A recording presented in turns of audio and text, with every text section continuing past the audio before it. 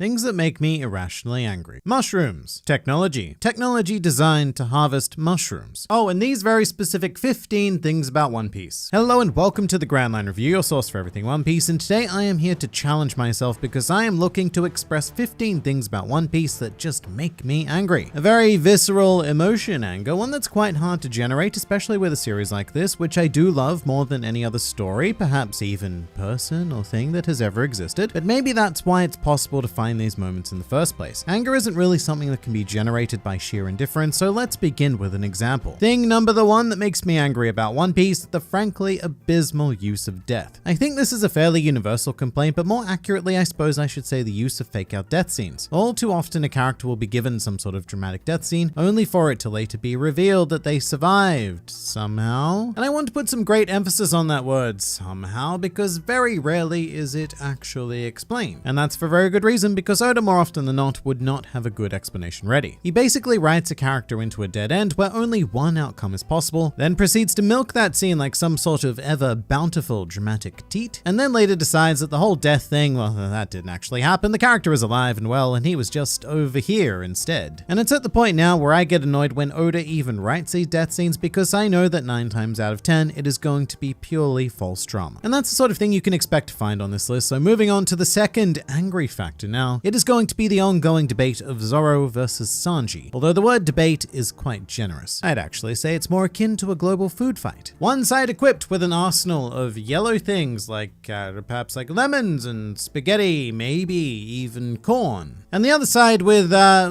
don't know actually, what's a green food? Avocado? Yeah, that'll do. Point is, it's a mess. And to be fair, this is not an issue with One Piece itself, where the Zoro vs Sanji rivalry is more of a fun, comical interaction. However, online and even sometimes in RL, fans get into these incredibly heated irrational arguments regarding who is stronger, who has the best characterization, and who gets the most units of respect and all of the other things that don't at all matter in this goofy, fun pirate manga. If you have ever gotten truly invested in a Zoro vs Sanji argument, just know that you have wasted valuable living time and you will never get it back. Third thing about One Piece that makes me angry, we need more Chopper. He is one of the most unique existences in the series, capable of great intelligence, fun comedy, and even pretty incredible action. And yet, he is mostly relegated to being a background mascot. And you know how I know that we should have more Chopper? Because you can say the thing about most of the Straw Hats, especially post time skip, but Chopper is so neglected that he very rarely pops up in those conversations as well. It's usually about, oh, we need more Nami and we need more Robin, which is also true, but post-time skip, Chopper is every bit as neglected as they are. As for a character who perhaps should have been neglected a bit more, the number 4 angry thing I have is that we need less of Treble. And I know that he's not too involved in the story anymore, but what we did get of him, well, that was already too much. The decision to construct a Mucus Man was certainly a bold one by Oda, and given his CV of bizarre characters, I was pretty happy to go along with it for a while. But Treble never really did anything. He didn't really have a fight on Dressrosa either. There just seemed to be very little point to his existence in general, and the anime incarnation of Dressrosa only solidified my feelings when I heard Treble's voice for the very first time. Continuing with the Dressrosa motif, though, a very minor thing that does annoy me about the anime adaptation specifically is the sheer amount of times that they showed the Rebecca flashback. It's an interesting situation because if you ask a manga reader how many times they saw the Rebecca flashback, their answer will be once. Whereas if you ask an anime watcher, their answer will probably be something more along the lines of 7 to 10 times, maybe more. But if you ask Toei Animation, then their answer will be not enough. If they could, I think they would have an entire channel dedicated to playing the Rebecca flashback on loop 24/7. Let's do another common one now. Number 6, the female design template. The vast majority of female characters in the series inhabit the exact same tits on a toothpick approach to design. And I'm not saying it's a bad design by any means. You can criticize the proportional issues, and I may very well do that later, but body proportions in One Piece are generally weird across the board, so we're going to give it a pass here. It's probably just a bit more noticeable in this case because we do see the same basic body type ever so often. It's not something that is in any way series breaking, but I do find myself becoming quite bored with a lot of the female characters in One Piece, and this repetitive body type that gets recycled and reused for most new female characters is probably a huge contributing factor to that, although certainly not the only one. Now, the number 7 thing about One Piece that makes me angry, delving back into the fanbase side of things now, is definitely power scaling. If there is a surefire way to ruin what may have initially been quite a good conversation, it is to delve into power scaling. Your typical power scaling conversation tends to go a little something like this. Person A: I think that under the right circumstances, Charlotte Perospero may stand a decent chance against Marco. Person B: Person A is an effing moron. Marco is Yonko Commander level 1, whilst Perospero is Yonko Commander level 2.5 DD+ at best. You should dig a hole to bury your idiotic ideas, and then dig another hole to bury yourself. Person C: Person B was a bit harsh, but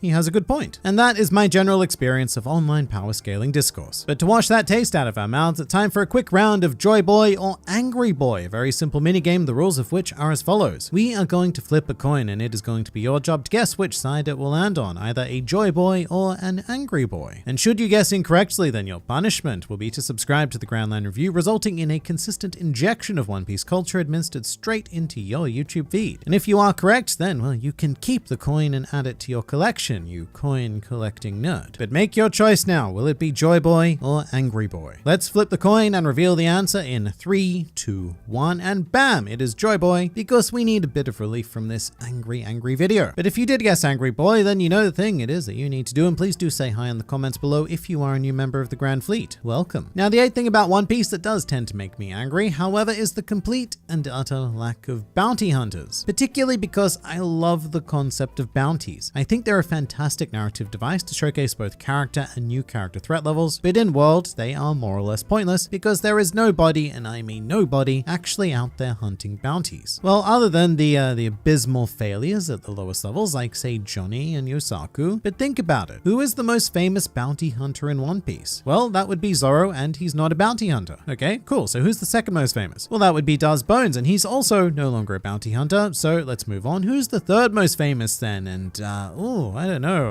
Jeet and Abdullah? Which is great because as irrelevant as they are also no longer bounty hunters. Nobody anywhere is a bounty hunter. The only people who go after pirates in this world are the Marines, and they also happen to be the only people who cannot cash in bounties. So look, I love the narrative device of bounties, but I really dislike the neglect of the bounty hunter concept. As for the 9th angry One Piece thing, that would be the critical mass of tit. So I've done female designs in general, but the concept of breasts really do deserve their own special mention. Now, I'm not a huge fan service type of person, and I should say that Oda doesn't generally go too overboard, at least not compared to the One Piece anime where bust is so out of control. You'd think there was some kind of sentient life forms rising up to take over the planet. All hail boob. And look, here's my general rule with anime breasts. If one breast is bigger than a character's head and 3 times larger than their waist, then that is simply too big. To number 10 now, let's talk about Haki. In general, I quite like Haki. I don't think it's the best power system that's ever existed in manga, but it is acceptable with just enough variety going for it. But what I tend to get annoyed, perhaps even angry about, is how Haki has completely simplified combat in the series. One Piece used to be about incredibly unique styles and powers coming up against each other and producing battles that we've never seen before and likely will never see again. Whereas after Haki, there is a distinct feeling of standard when it comes to One Piece fights, because many of them do essentially boil down to, well, my Haki is stronger than your Haki, so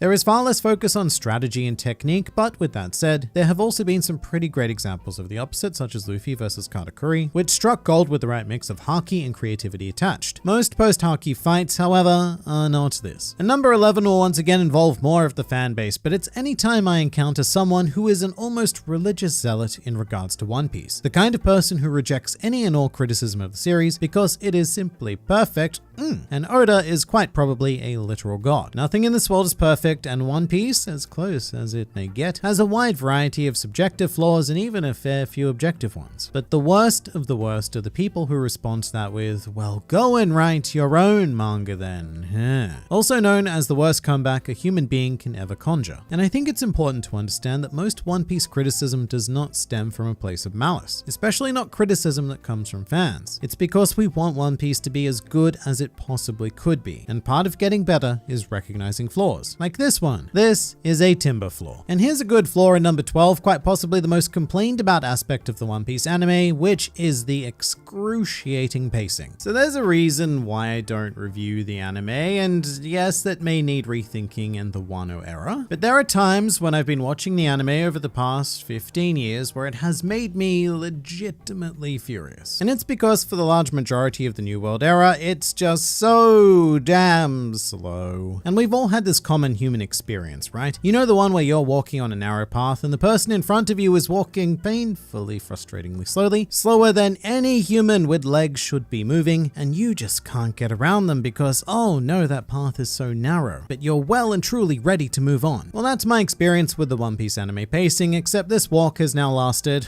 more than a decade. But at least during this new Wano renaissance, Toei have made that journey far more enjoyable by adding lots of fun things to look at. So it's a fun journey now, albeit equally as slow. And one more thing about the anime that makes me angry is reaction shots, which isn't to say they don't exist in the manga. It's always nice and arguably essential to know how other characters are feeling, but we don't need to know how absolutely everyone present on the island is feeling about every minor event at all times. And the worst offender of this is definitely the Marineford arc, where every time something mildly important happened, the battlefield came to a complete standstill as we had to check in with the reaction of every Marine, every pirate, and every in-between. So Luffy arrives at Marineford. All right, we're gonna spend the next 20 minutes in pure silence, cutting to the blank faces of every other character as they maybe have thoughts or not. However, the reaction shots are even put to work when there are very few characters present. You just have to keep cutting back to the exact same shots over and over to fill that time instead. For example, Luffy versus Orochima. In one clash of this animated extravaganza, we received 5 close-ups of Luffy and a whopping 7 close-ups of Orochima, all of which portray the exact same feeling. This is not drama, this is not tension, this is not regular filmmaking. None of these shots produce new information, nor do they add anything of relevance whatsoever. It is filler, pure and simple. For number 14 now, may I present Sabo. Longtime viewers of mine will be familiar with my feelings regarding Sabo, and they have only become worse over time, because he is a character that I just don't think belongs in One Piece. And one of the best descriptions I've ever heard of Sabo is it's like someone inserted their own original character into One Piece, because on paper, Sabo's existence reads like fanfic. Oh yeah, so here's my original character. He was the unknown third brother of Luffy and Ace, who grew up to be like a super cool member of the Revolutionary Army. He is like perfect, with a great design, a cool pipe thing, phenomenally powerful as well. So much so that he can even fight a Marine Admiral. Oh, and also he got Ace's powers because fire is cool. And there's a lot of irony in that statement because fire is not